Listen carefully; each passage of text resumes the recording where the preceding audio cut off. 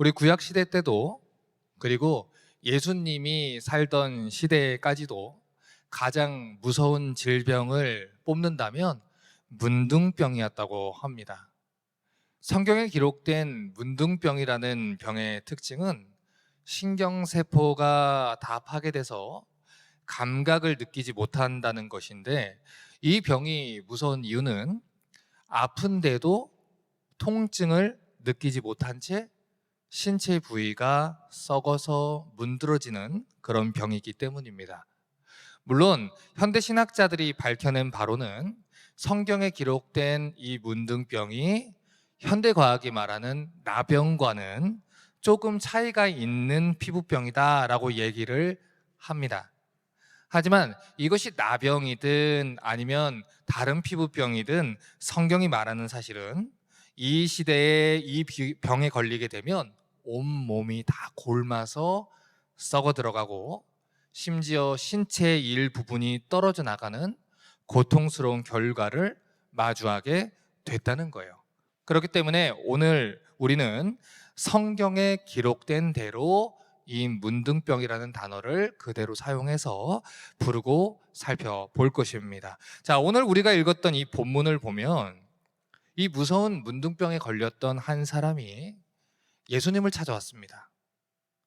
그래서 예수님 앞에 절을 하고 그 앞에 도움을 구했다고 얘기를 해요. 자, 그런데 율법에 따르면, 그리고 그 당시 이스라엘의 관습에 따르면 문둥병자는 이렇게 사람 앞에 나오면 안 됩니다. 문둥병자는 부정한 존재예요. 율법에 의하면 부정한 존재고, 그가 마주한 사람들, 만진 것들 다 부정해질 수 있기 때문에 부정해지면 제사를 못 드립니다. 예배에 참여를 못 해요. 그렇기 때문에 문둥병자들은 따로 이스라엘 밖으로, 진 밖으로 격리돼서 생활을 해야 했습니다. 심지어 가족과도 떨어져야 했어요. 그런데 이 사람이 예수님께 나왔다는 거예요. 그리고 절을 하고 그 앞에 사람들이 있는 가운데 엎드려 도움을 구했다고 합니다.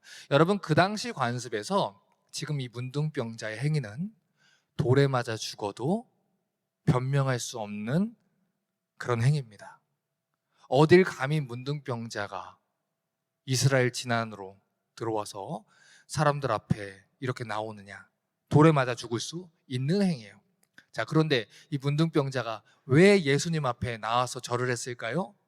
그만큼 절박했기 때문이에요. 다른 방법이 없었기 때문이죠.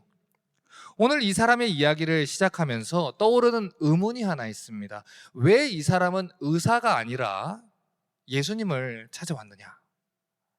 물론 예수님이 활동했던 당시에도 의사는 존재했습니다. 여러분, 누가복음을 기록한 누가의 직업은 의사였습니다. 그 당시에도 의사가 존재했고요. 그 당시에도 의술이 있었습니다.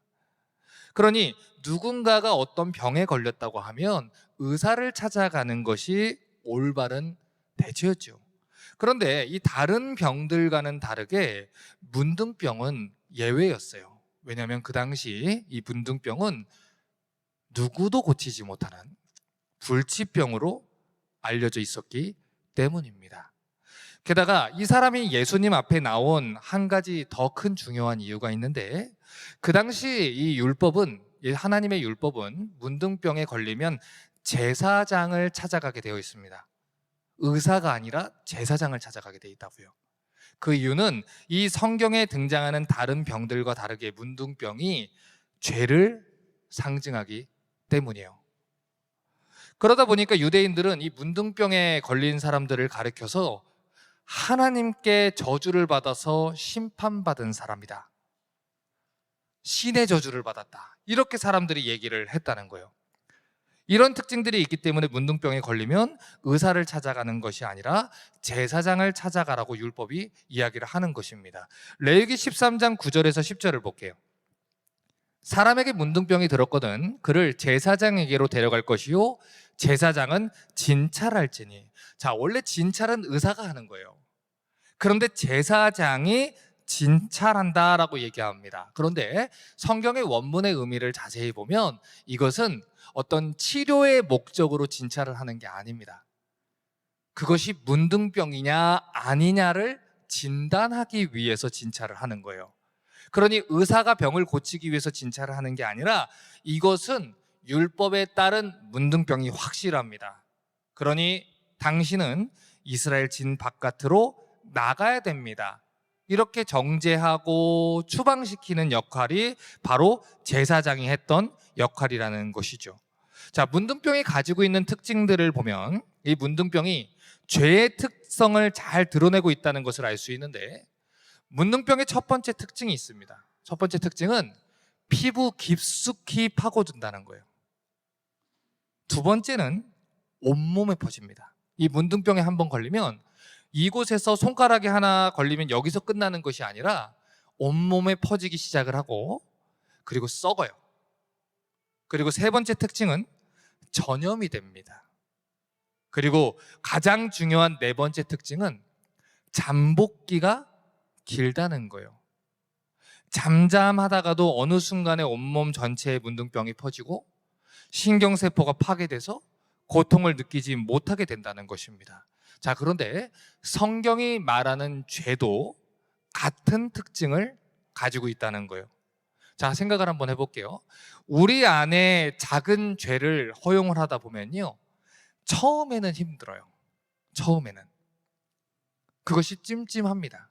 그런데 한 번, 두 번, 세 번, 네 번 하다 보면 어떻게 됩니까? 익숙해져요. 이번 주에 저희 아들은 기본적으로 그 아이패드를 하는 게 정해진 시간에만 하게 되어 있습니다. 공부를 할 거 다 하고 정해진 시간에 하게 되어 있는데 방문을 닫고 이렇게 있는 거예요. 그래서 의심의 냄새가 나서 제가 들어갔습니다. 그래서 발을 살금살금 가서 불시에 들어갔지요. 들어갔더니 정말 빠르게 아이패드를 클로젯 밑으로 밀어 넣었어요. 근데 힘이 부족한 거죠. 그래서 아이패드 머리가 이렇게 나와 있는 거예요. 그리고는 아무 일도 없었다는 듯이 아래층으로 뛰어갑니다. 자, 그래서 불렀어요. 보는 거는 괜찮은데 거짓말하는 건 혼난다. 그래서 혼났어요. 자, 그러면 이 아이가 회개하고 다음에 그 일 안 할까요? 다음번에 들어가면 더 힘을 세게 해서 안으로 확실하게 집어넣습니다. 그 아이는 그걸 배우는 거예요. 아, 이래서 걸렸던 거구나. 더 확실하게 집어넣어야겠구나. 여러분, 이 죄라는 것이 그래요. 이 죄라는 것을 우리가 지적받았을 때, 또 그것이 죄라는 걸 알았을 때 처음에는 찜찜합니다. 그런데 하면서 죄도 요령이 생겨요. 안 걸리는 요령이 생기고요, 치밀하게 하는 요령이 생깁니다. 두 번, 세 번, 네 번 하다 보면 죄가 익숙해지고요, 만성이 돼버리면 그게 죄인지도 모르고 내 온 생활에 퍼지게 되는 거예요. 마치 문둥병이 어느 순간에 내 몸에 퍼지는 것처럼 되는 것이죠. 그리고 그 죄는요, 나 한 사람의 문제로 끝나지 않아요. 어떻게 됩니까? 우리 가족에게 전염되게 돼 있고요, 내 친구들에게 전염되게 돼 있고요, 우리 공동체 안으로 들어오게 되어 있습니다. 왜 그렇습니까? 그 죄가 적당히 괜찮은 것이다를 증명하기 위해서 우리는 에너지를 쓸 것이거든요. 우리는 사람들을 설득할 거고요, 괜찮다라고 사람들한테 얘기할 거고요. 그래서 아이들은 유치원에 가서 무단횡단을 하면 안 된다라고 배웠는데 어머니가 손잡고 뛰잖아요. 그러니까 그 아이는 어머니가 이러는 거 보니까 괜찮다라고 배우는 것이고, 아이는 안 된다고 배웠는데 어머니 아버지가 그것이 만성이 돼버리니까 짓는 죄를 보고 아이는 닮아가게 되는 것입니다. 그렇게 가족이 전염되게 돼 있고 우리 주변의 사람들이 전염되게 돼 있고 공동체가 죄에 전염되게 되는 것입니다. 이런 것이 문둥병의 특징이라는 것이죠. 마지막으로 문둥병의 특징은, 문둥병에 걸리면 공동체와 떨어져서 집 밖으로 추방된다는 거예요. 거기서 혼자 살아야 됩니다. 이것은 하나님 나라에서 죄인들이 추방되어서 살아야 하는 것을 상징을 하는 거예요. 레위기 13장 45절에서 46절을 우리 함께 읽겠습니다. 시작. 문둥 환자는 옷을 찢고 머리를 풀며 윈 입술을 가리우고 외치기를 부정하다 부정하다 할 것이요 병 있는 날 동안은 늘 부정할 것이라. 그가 부정한즉 혼자 살되 진 밖에 살지니라. 이처럼 문둥병이 죄를 상징하기 때문에 성경이 문둥병에 대해서 기록할 때는 다른 병과 다르게 나았다라고 하지 않고 깨끗해졌다라고 표현하는 겁니다. 여러분, 성경에 나타나는 다른 병들은 다 나았다라고 얘기합니다. 네 병에서 놓여 건강할지어다 그 즉시로 그가 나으니라, 이렇게 표현을 하는데 문둥병은 깨끗해졌다라고 표현을 한다는 거예요. 왜요? 이 문둥병이 뭐를 상징하기 때문에? 죄를 상징하기 때문입니다. 그래서 이스라엘 사람들에게 이 문둥병을 깨끗하게 한다는 말은 그의 부정함을 깨끗하게 하는 것을 얘기를 하는 것입니다. 그의 부정함, 다시 말해서 그의 죄를 정결하게 하는 것을 상징을 하는 것이죠. 그런데 이사야 선지자가 장차 메시아가 올 때 어떤 일이 벌어진다라고 얘기를 했냐면, 소경이 보게 되고 가난한 자에게 복음이 전파되게 되고 문둥병자가 깨끗하게 되는 일들이 벌어진다고 했습니다. 자, 오늘 그 일이 벌어졌다는 거예요. 그 얘기는 누가 오셨다는 거예요? 메시아가 오셨다는 거예요. 지금까지 이 문둥병이 불치병이라고 얘기를 했는데 문둥병을 깨끗하게 할 존재가 왔다는 것, 그것은 메시아가 왔다는 것이고 우리의 죄와 부정함을 깨끗하게 하실 존재가 왔다는 것을 말하는 것입니다. 자, 마가복음 1장 41절과 42절을 함께 읽겠습니다. 시작. 예수께서 민망히 여기사 손을 내밀어 저에게 대시며 가라사대 내가 원하노니 깨끗함을 받으라 하신데 곧 문둥병이 그 사람에게서 떠나가고 깨끗하여 진지라. 자, 그러니 지금까지 제가 말씀드린 정보를 가지고 이 구절을 읽는다면 이 구절에서 살펴보는 예수님은 어떤 분입니까? 우리의 죄를 깨끗하게 하실 수 있는 분이라는 거예요. 그분이 그리스도라는 것입니다. 그분이 이사야 53장에 기록된 하나님의 어린 양이라는 거예요. 방금 전에 문둥병에 걸리면 누구를 찾아간다고 했습니까? 제사장을 찾아간다고 했어요. 그러니까 지금 문둥병자가 예수님을 찾아왔다는 것은 이 마가가 구약의 이미지를 끌어오는 거예요. 예수님이 곧 누구라는 겁니까? 제사장이라는 거예요. 우리의 제사장이신 예수님이 이 땅에 오셨고 문둥병자가 제사장이신 예수님께 나아간 것처럼 모든 죄인들은 제사장이신 예수님께 나아가야 한다는 거죠. 그래서 히브리서 4장 14절을 보면 예수님이 어떤 역할을 하시는지에 대해서 이렇게 말한 겁니다. 함께 읽겠습니다. 그러므로 우리에게 큰 대제사장이 있으니 승천하신 자 곧 하나님 아들 예수시라. 우리가 믿는 도리를 굳게 잡을지어다. 우리에게 큰 대제사장이 있다는 거예요. 우리의 죄의 문제를 해결할 수 있는 분이라는 거예요. 우리의 죄를 깨끗하게 하기 위해서 하나님 나라에서 죄로 인해 추방되었던 우리를 다시 이스라엘 진 안으로, 하나님 품 안으로, 하나님의 자녀로 회복시키기 위해서 예수님이 오셨다는 것입니다. 자, 그런데 인상 깊은 구절이 하나 있어요. 마가복음 1장 40절을 보니까 문둥병자가 예수님께 와서 꿇어 엎드립니다. 꿇어 엎드렸다는 표현은요, 굉장히 절박한 표현도 있지만요, 여러분 이것을 이해하려면 유대인들의 문화를 아셔야 돼요. 여러분, 우리 한국 사람들은요 굉장히 체면이 중요한 그런 민족이지 않습니까? 그런데 우리와 다르게, 우리와 비슷하게, 그런데 더 심하게 유대인들은 명예 문화가 있고요, 체면 문화가 있어요. 그래서 누군가가 자신의 명예를 깎았다? 그러면 그 사람에게 피해 복수를 해서라도 자신의 명예를 찾는 게 유대인들입니다. 그런데 그들이 누군가에게 무릎을 꿇었다라는 것은 그 당시 문화에서는 상상도 할 수 없는 일이에요. 돌에 맞아 죽을 수 있는 위험에다가 무릎을 꿇는 이런 자존심 상하는 이 일을 했다는 것은 그 당시 유대인들 문화에서는 굉장히 큰 일입니다. 그런데 그가 와서 뭐라고 얘기를 했냐면, 주여, 원하시면 저를 깨끗하게 하실 수 있습니다 했습니다. 여기서 말하는 주여라고 하는 헬라어는요, 그 당시 로마 사회 때 노예가 주인을 부를 때 쓰는 단어입니다. 주인님, 내 인생의 주인님, 나의 주인님, 주님이 원하시면 저를 깨끗하게 하실 수 있습니다. 혹시 저를 깨끗하게 하실 수 있을까요? 아니에요. 주님이 원하시면, 주님이 마음만 먹으시면, 주님이 나에게 손을 베풀어 주시면 깨끗하게 될 수 있습니다. 이 믿음을 가지고 예수님을 찾아왔다는 거예요. 그런데 그 모습을 보고, 자, 주변을 상상해 보세요. 예수님이 그를 보고 다른 사람들이 다 돌로 칠 준비를 하는데, 다른 사람들이 다 부정하다 손가락질 하는데, 웅성웅성 하는데, 예수님이 그를 보고 뭐라고 하셨냐면, 내가 원하노니 깨끗함을 받으라.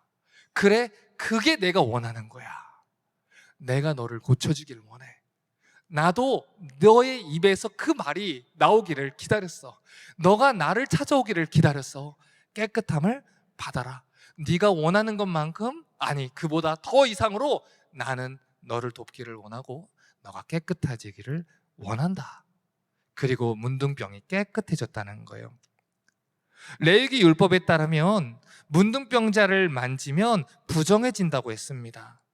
문둥병에 걸린 사람들과 같이 접촉한 사람들도 같이 부정해진다고 했어요. 그런데 지금 우리가 읽은 구절을 보면요, 예수님께서 뭐라고 얘기하냐면, 손을 내밀어 저에게 대셨다는 거예요. 자, 지난주에도 잠시 제가 언급을 했지만, 왜요? 왜 예수님이 굳이 그에게 손을 대셨냐는 거예요. 우리 예수님이 문둥병자를 만지면 나도 부정해진다는 걸 모르셨을까요? 문둥병자가 그 앉은 자리도 부정해지고, 걷는 그 그릇과 잔들도 부정해지고, 이 사람하고 접촉하게 되면 나도 부정해져서 이스라엘 진 밖으로 가야 되고, 이런 율법에 대해서 모르셨을까요? 예수님이 아시죠. 그 율법을 주신 분인데 예수님이 그것을 왜 모르겠습니까? 그런데 예수님이 이 사건에 대해서 손을 대시고, 그리고 마가가 이 사건을 이렇게 기록해 놓은 이유가 있습니다. 여러분, 복음서의 사건을 볼 때는요, 이 마가복음의 기록을 혹시라도 다른 복음서에서도 기록하고 있는지를 같이 찾아볼 때 놀라운 사실을 발견할 때가 있어요. 이 문둥병자에 대한 기록을 마태복음 8장과 누가복음 5장이 동일하게 기록을 합니다. 그런데 이 마태복음 8장을 보면 1절부터 4절까지 문둥병자 기록이 있고, 바로 그 뒤에 5절부터 8절까지의 내용을 보면 또 다른 사건이 하나 기록이 돼 있어요. 그런데 그 사건을 보면 이 복음서의 기자들이 무슨 얘기를 하는지를 알 수가 있습니다. 자, 우리 마태복음 8장 5절에서 8절 보겠습니다. 같이 읽겠습니다. 예수께서 가버나움에 들어가시니 한 백부장이 나와 간구하여 가로되, 주여, 내 하인이 중풍병으로 집에 누워 몹시 괴로하나이다. 가라사대, 내가 가서 고쳐주리라. 백부장이 대답하여 가로되, 주여, 내 집에 들어오심을 나는 감당치 못하겠사오니 다만 말씀으로만 하옵소서. 그러면 내 하인이 낫게 쌈나이다. 자, 백부장도 동일하게 주여라고 불렀습니다. 주인님 불렀어요. 그런데 도와주세요 했더니 예수님이 내가 가서 고쳐주겠다. 이게 예수님 마음이라고 했잖아요. 예수님은 직접 손을 대시고 가서 고쳐주시고 위로해 주시고 일으켜 주시고 그 마음까지도 만져주기를 원하시는 분이에요. 그런데 이 백부장이 뭐라고 얘기를 합니까? 주님, 번거롭게 오실 필요 없습니다. 왜냐하면 저는 주님이 지금 말씀만 해도 내 신하가, 내 종이 나을 것을 믿습니다. 자, 그 믿음대로 어떻게 됩니까? 나았다는 거예요. 자, 그러니까 마가복음 1장 40절을 다시 보면 지금 이 문둥병자가 원하시면 저를 깨끗게 하실 수 있나이다 했습니다. 그러면 예수님도 그래, 원한다. 그러면 되는 거예요. 백부장 하인을 고쳐준 것처럼 원한다 하면 고쳐지는 거죠. 그런데 지금 문둥병자가 자기를 만져달라고 했습니까? 아니에요. 예수님이 저를 만져주시면 깨끗해질 수 있습니다. 그렇게 얘기하지 않았어요. 율법에 문둥병자에게 안수해야만 고칠 수 있다라고 써 있습니까? 아니에요. 그런데도 예수님이 그 부정한 몸을 만지셨다는 거예요. 그 이유가 무엇입니까? 내가 원하노니라는 거예요. 예수님이 원하셨기 때문이라는 거예요. 상처투성이의 그 몸을, 고름이 흘러내리는 그 몸을, 썩어 문드러지고 있는 그 몸을, 누구도 만지고 싶지 않았던 그 몸을 누가 만지고 싶어 하시는 거예요? 예수님이 만지고 싶어 하시는 거예요. 예수님이 말만 하시면 문둥병은 나아요. 예수님이 바라만 봐도 문둥병이 나아요. 생각만 해도 나아요. 그럼에도 불구하고 예수님은 그에게 손을 대셨다는 거예요. 율법에 의하면 문둥병자와 접촉한 사람도, 앉았던 자리에 앉았던 사람도, 물건을 만졌던 그 물건을 동일하게 만져도 부정해집니다. 그래서 레위기 14장 36절 이후를 보면은 아주 문둥병자에 대한 가혹한 규정이 있어요. 뭐라고 얘기하냐면, 문둥병이 집안에서 만약에 발견이 되면 그 집을 헐어버려라. 그리고 돌과 그 나무의 재료들과 심지어 그 흙까지도 다 성 밖에 부정한 곳에다 다 갖다 버려라. 그 정도로 문둥병은 부정하게 취급을 받았어요. 그래서 문둥병자들은 성 밖에 쓰레기를 버리는 그 부정한 곳에서 격리돼서 살아야 했다는 거예요. 그렇게 하나님께 버림받은 사람들로 취급받고 저주받은 자로 살아야 했다는 거예요. 그래서 그들이 돌아다닐 때는 머리를 풀고 윗입술을 이렇게 가리고 부정하다, 부정하다 큰 소리로 외치면서 다녀야 했어요. 무슨 말입니까? 부정한 문둥병자가 가니까 어서 피하세요. 그 경고를 사람들한테 주지 않으면 사람들에게 돌에 맞아 죽을 수 있었다는 거예요.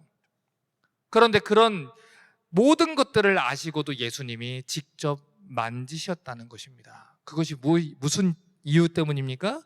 예수님이 그가 고침받기를 원하셨기 때문이라는 거예요. 히브리서 4장 15절과 16절을 함께 읽겠습니다. 시작. 우리에게 있는 대제사장은 우리 연약함을 체휼하지 아니하는 자가 아니요 모든 일에 우리와 한결같이 시험을 받은 자로되 죄는 없으시니라. 그러므로 우리가 긍휼하심을 받고 때를 따라 돕는 은혜를 얻기 위하여 은혜의 보좌 앞에 담대히 나아갈 것이니라. 성경은 예수님이 우리의 대제사장이다라고 얘기를 해요. 자, 그런데 그분이 어떤 분이냐면 우리의 연약함을 체휼하지 아니하는 자가 아니라, 너무 어렵죠? 아무리 봐도 너무 어려워요.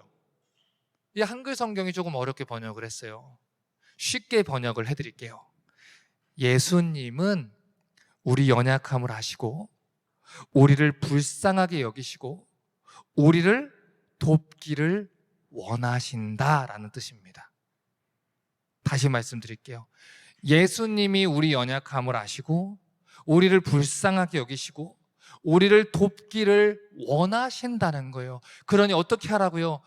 예수님 앞에 담대히 나아가라는 거예요. 나 부정한데요? 나 문둥병에 걸렸는데요? 나 죄로 가득한 존재인데요? 아무도 나를 환영하지 않는데요? 내가 하나님께 이마만큼 추악한 죄를 지었는데요? 내가 너를 돕기를 원한다. 언제든지 와라. 나는 너의 대제사장이다. 이 말입니다. 지금 우리는요, 가정이 다 망가져버린 시대 속에 살고 있습니다. 심지어 부모마저 자식을 버리는 비극적인 시대를 살고 있습니다. 하지만 시대가 변해도 변하지 않는 것이 있습니다. 우리를 향한 하나님의 약속과 사랑은 변하지가 않는 것입니다. 이사야 49장 15절을 같이 한번 읽겠습니다. 시작. 여인이 어찌 그 젖먹는 자식을 잊겠으며 자기 태에서 난 아들을 긍휼히 여기지 않겠느냐. 그들은 혹시 잊을지라도 나는 너를 잊지 아니할 것이라. 자, 이게 누가 하신 말씀입니까? 하나님이 하신 말씀입니다. 하나님이 하신 말씀은 모두 다 지켜집니다. 비록 사람은 사랑이 없고 비록 사람은 연약할 수 있습니다. 그래서 심지어 자기가 낳은 자식까지도 버리는 죄악을 서슴지 않고 행할 수도 있습니다. 어쩌면 이 자리에 앉아 계신, 이 설교를 듣고 계신 여러분들 가운데서도 가족 내에서의 학대와 또 부모님으로부터 받았던 상처와 아픔 때문에 지금까지도 고통 가운데 살고 계신 분들도 있을 것입니다. 그래서 하나님 아버지를 대할 때 내 육신의 아버지가 자꾸 생각나서 무서워서 그 앞에 감히 나오지 못하는 그런 분들이 계실 수도 있습니다. 하지만 그것은 하나님 아버지의 그 올바른 모습이 아닙니다. 인간의 죄악으로 뒤틀린 모습이지, 하나님 아버지의 모습은 우리의 연약한 육신의 아버지의 모습과 다르다는 것입니다.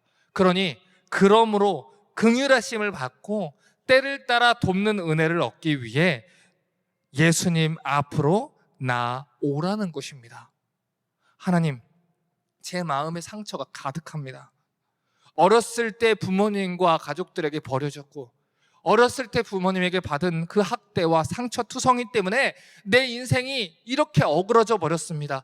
그런데 그런 제가 회복될 수 있겠습니까?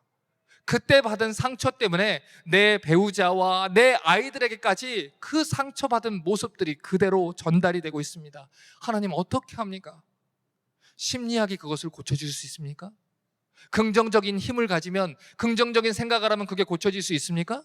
책을 많이 보고 교육을 받으면 고쳐질 수 있습니까? 카운셀러를 찾아가서 내 이야기를 들어주면 고침 받을 수 있습니까? 아닙니다. 누가 우리의 마음을 만져주셔야 합니까? 예수님이 만져주셔야 합니다. 내가 너를 안다. 네가 어떻게 살아왔는지, 네 마음에 어떤 아픔들이 있는지 내가 안다.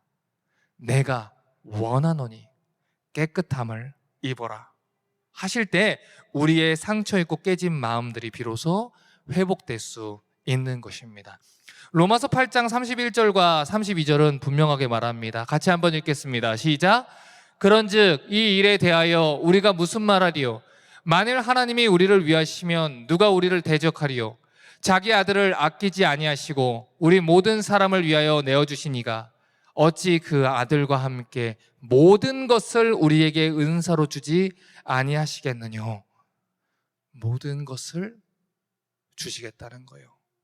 그분은 우리의 요청에 언제든지 귀를 기울이실 준비가 되신 분이십니다.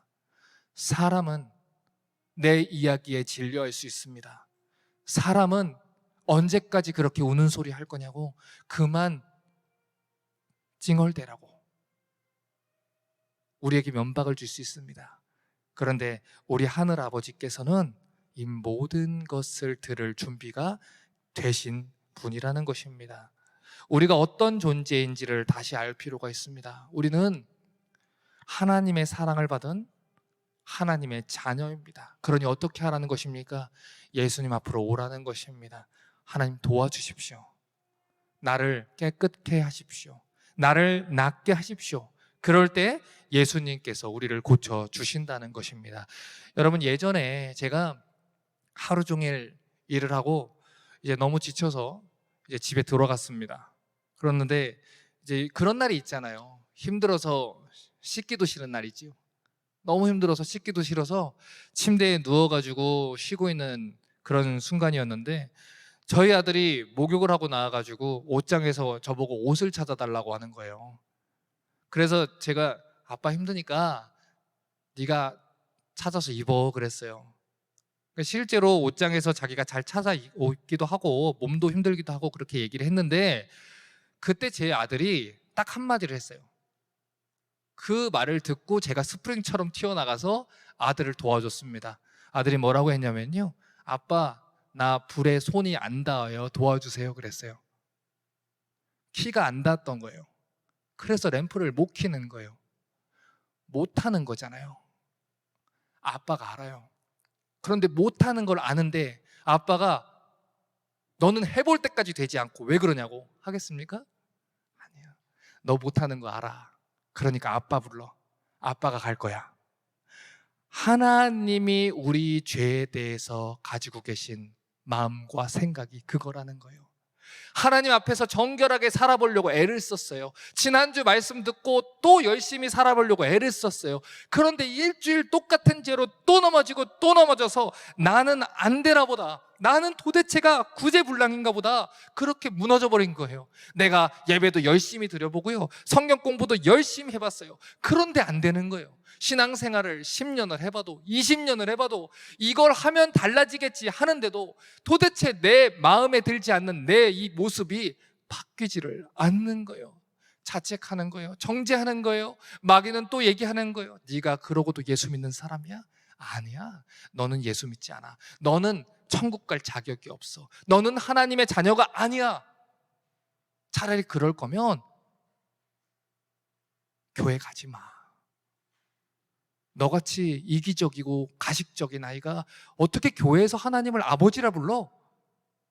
마귀는 때를 놓치지 않고 들어와서 우리를 정죄한다는 거예요. 그런데 하나님이 우리의 연약함을 모르실까요? 아신다는 거예요. 너 램프에 손 안 닿는 거 내가 알아.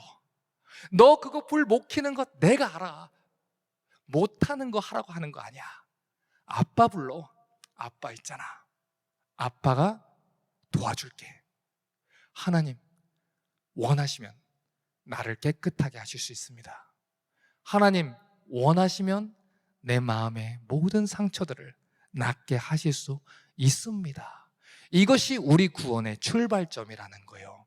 시편 51편 17절을 보면 다윗이 이런 고백을 했습니다. 함께 읽겠습니다. 시작. 하나님의 구하시는 제사는 상한 심령이라. 하나님이여 상하고 통회하는 마음을 주께서 멸시치 아니하시리이다. 자, 이 구절을 보면요, 두 가지 이미지가 대비되어 있어요. 첫 번째는 제사라는 거예요. 두 번째는 상한 심령이라는 거예요. 자, 그런데 둘 중에 하나님이 무엇을 받아요? 상한 심령의 제사를 받는다는 거예요. 여기서 말하는 첫 번째 제사의 의미는 우리가 형식적으로 와서 교회에 앉아있고 헌금 생활을 하고 이런 모든 행위들을 말하는 거예요. 이 종교적인 행위들을 얘기하는 그 대표적인 단어가 제사라는 단어입니다.